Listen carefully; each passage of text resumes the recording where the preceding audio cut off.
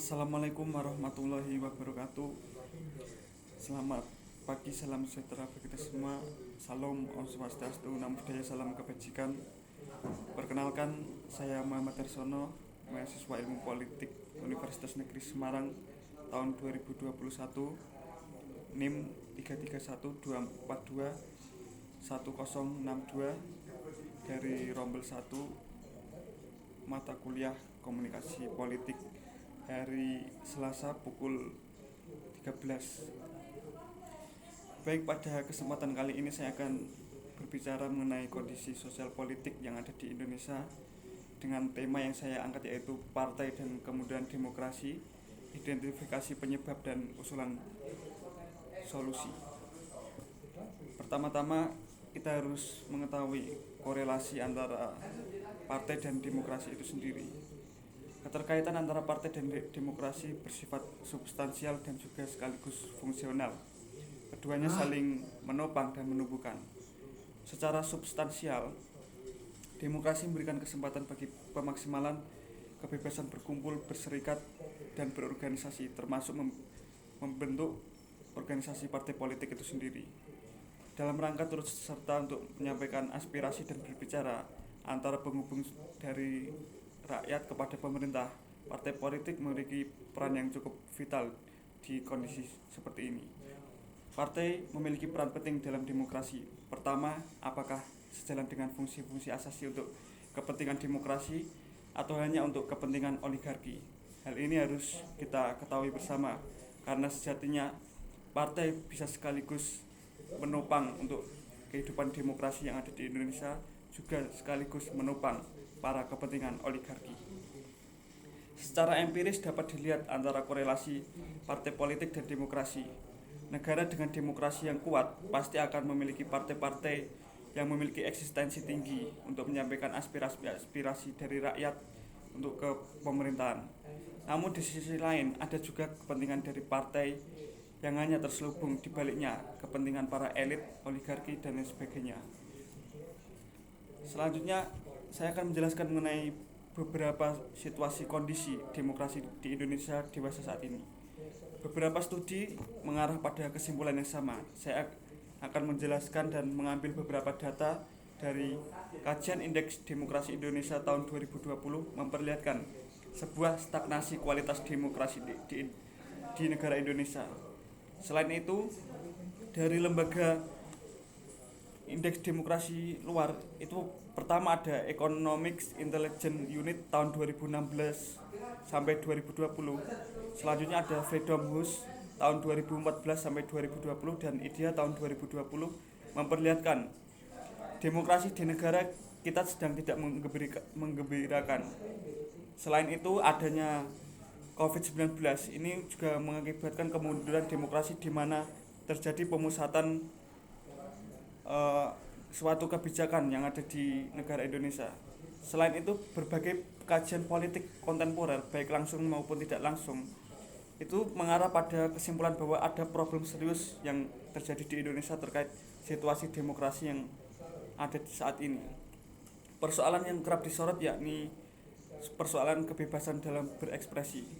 Komnas HAM menyebutkan 36,2% masyarakat Indonesia itu mengaku takut untuk berekspresi, terutama dalam beropini melalui media sosial dan media internet lainnya untuk mengomentari terkait kinerja dari pemerintah. Selain persoalan kebebasan berekspresi, juga ada penguatan elitisme dan oligarki.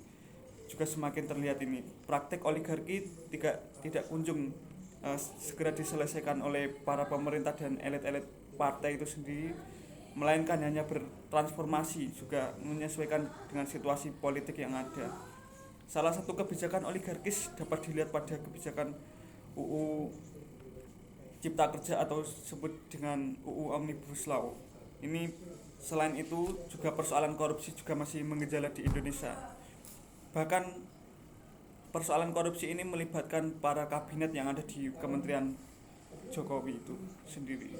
Selanjutnya, dalam kondisi seperti ini juga ada isu-isu mengenai post demokrasi, di mana secara substansi post demokrasi ini menjauh dari nilai-nilai dan praktik demokrasi yang seharusnya dijalankan dengan baik di negara Indonesia. Selanjutnya, ada beberapa penyebab parpol di Indonesia tidak memberikan dampak positif bagi kehidupan demokrasi di Indonesia.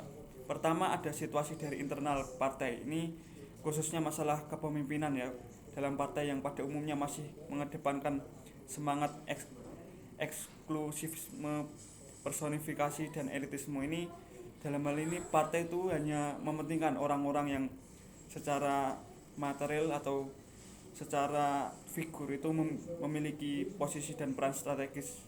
Jadi hanya mementingkan para elit-elit yang ada di partai itu sendiri. Yang kedua, ada pelembagaan partai yang dinilai masih lemah. Dalam konteks Indonesia ini sering ditandai dengan buruknya pelaksanaan kaderisasi dan ideologisasi. Jadi seakan-akan ini para kader-kader itu tidak terkader dengan baik, melainkan hanya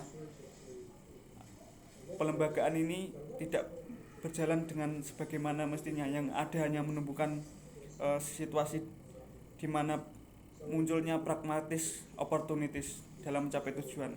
Maksud dari pragmatis opportunities ini yakni ketika partai memiliki kader itu biasanya para kader memiliki sikap aku nggak terkader secara baik dan lain sebagainya. Dan ketika nanti menjelang pemilu dia akan merasa putus asa karena tidak terkader secara baik dan juga melihat lawan-lawannya itu juga ada lebih tinggi di antara dirinya.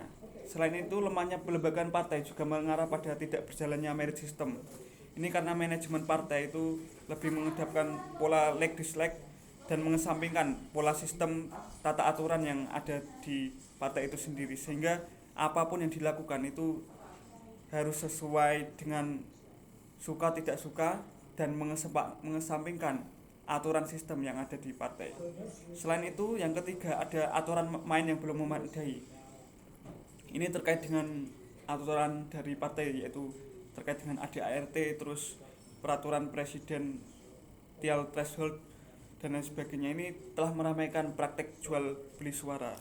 Selain itu, belum adanya kebijakan yang benar-benar membantu untuk menyehatkan partai, yakni misal masalah ketika mau menjelang pemilu itu biasanya partai mencari modal sponsor dari elit-elit, sehingga ketika modal sponsor ini diberikan itu tidak dilakukan secara transparan, sehingga hal ini akan mempengaruhi kualitas demokrasi yang ada di Indonesia. Yang keempat adalah lingkungan yang tidak sehat bagi peningkatan kualitas demokrasi. Ini dalam hal ini masyarakat itu tidak peduli dengan politik ideal berdasarkan nilai-nilai demokrasi. Yang ada hanyalah penilaian dari masyarakat bahwa politik ini usaha untuk segala cara untuk mencapai tujuan dengan menghalalkan segala cara dan penuh dengan manipulatif.